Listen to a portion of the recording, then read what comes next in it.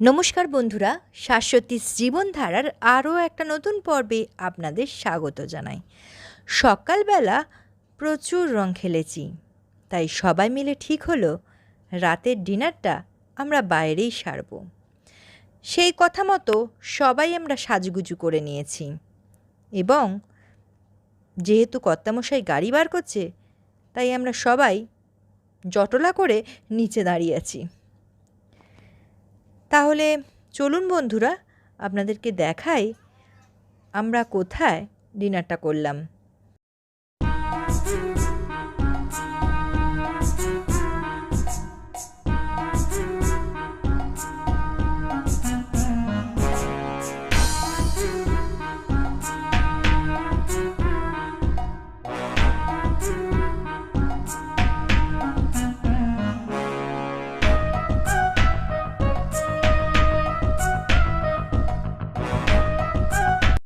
চলে এসেছি রাজপুত ধাবায়।